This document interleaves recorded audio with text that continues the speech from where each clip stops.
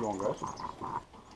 We're going to start stage 2, technically stage 3, in making maple syrup. I have to apologize.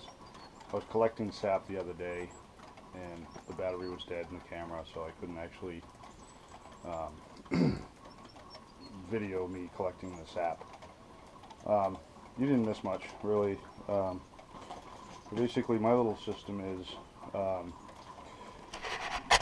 these buckets hold 6 gallons a piece.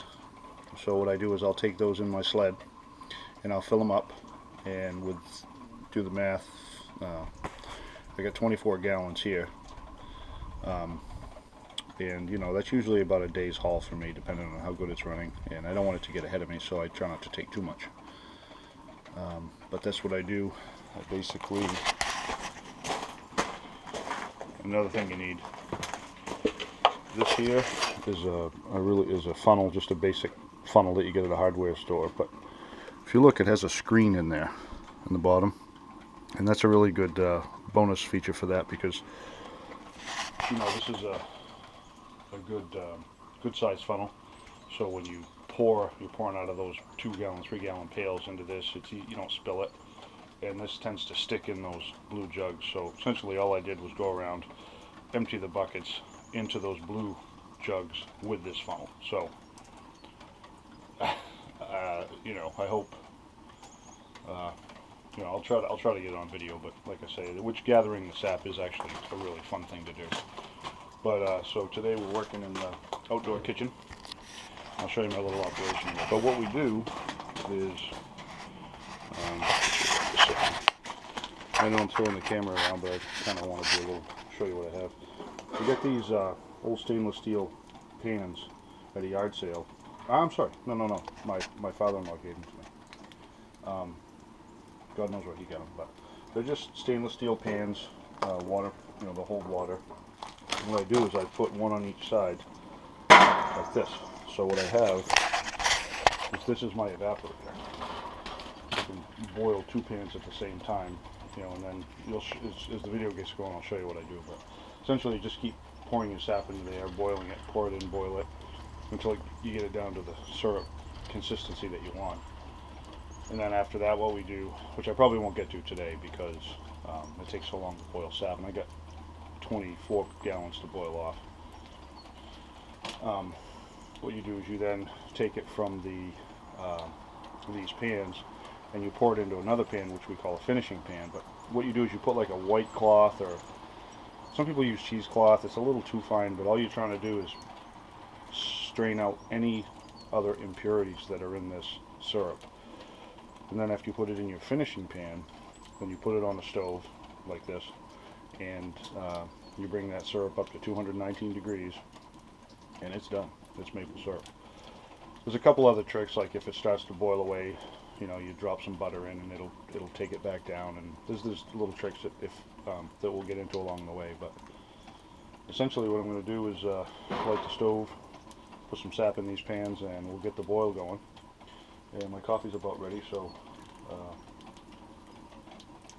it is ready. And we'll get back to you in a little bit once we get it dumped off. I hope you can see this. Pour your sap in.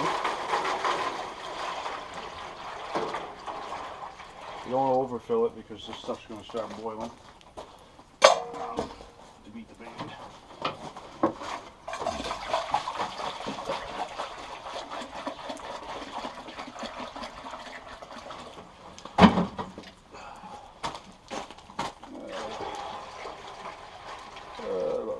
If you overfill it, you're going to have a mess.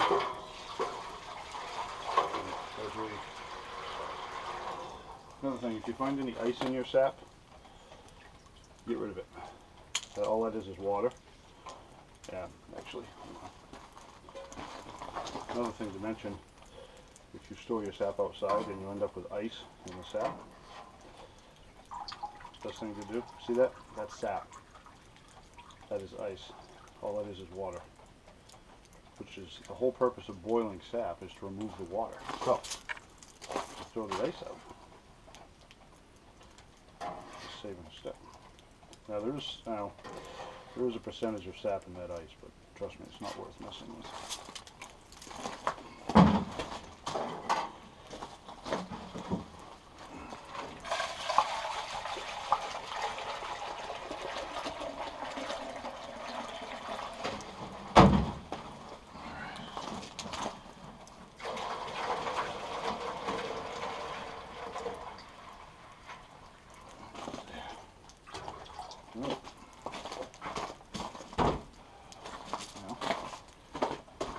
Light these burners.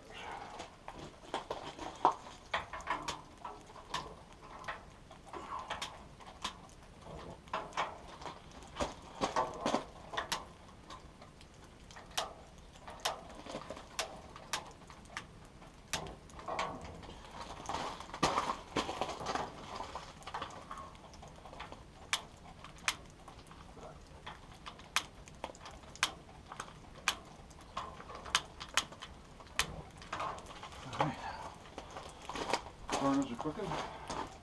Yeah.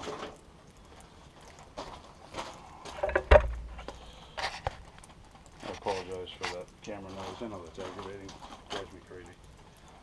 A lot of people make sap with wood. They'll make evaporators out of old wood stoves, and it's wood fired. And to be totally honest with you, that is the best way to go with wood, I think. I don't really have the time and means. So I was actually going to build an evaporator out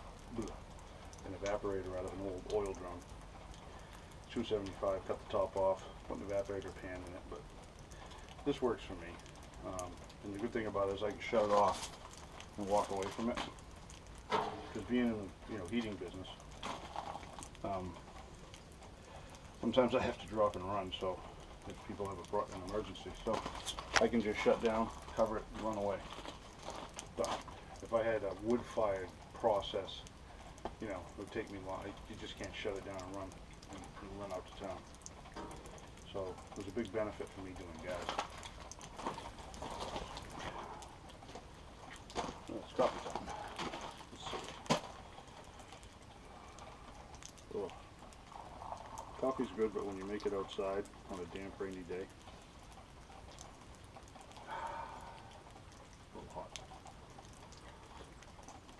Oh yeah, as good as it gets right there.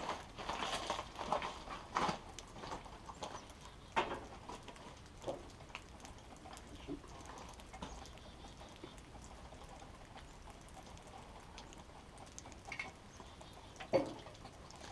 All right. You know, I heard the expression, it's about as exciting as watching paint dry. Well, up here in the Northeast, we have a expression, it's about as exciting as watching sap boil. And a what pot never boils. Remember that. Now we're making some progress.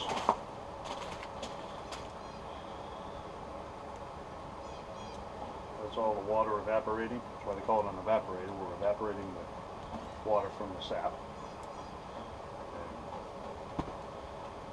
This is how it's done. Just sit and wait, watch it go. Just when it first comes to that boil, don't ever walk away from this necessarily, because you might all of a sudden come out and you've got stuff boiling everywhere. You got to keep an eye on it. But it's in pretty good shape. We'll keep you posted.